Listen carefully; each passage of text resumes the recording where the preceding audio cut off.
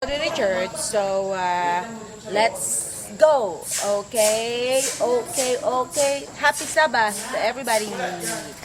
Mwah. Oh.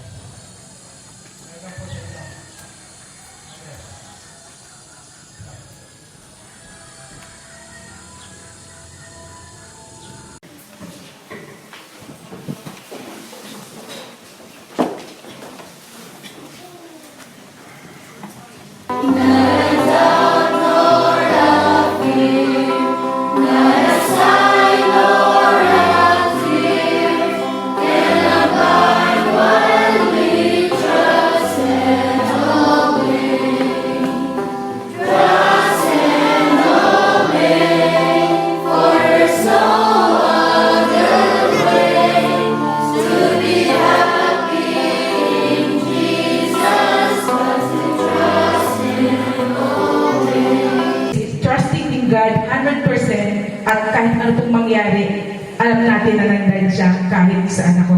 Kasi before, when I was in showbiz, akala ko, pinabayaan ako ng Lord. Sabi ko, kung andyan ang Lord, bakit lagi akong natatapilok? Bakit laging bumabagsak ang buhay mo? Ganon. And then I realized na He was always there for me. So nagkataon po mga kaibigan, na nung ako'y ginising ng Panginoon, I really accepted Him back 100% na sabi ko, kahit talikuran ko ng showbiz, ang importante, ang Lord. Dahil kung wala ang Lord, hindi rin siguro ako nakaabot kung saan ako ngayon. Salamat po. Okay.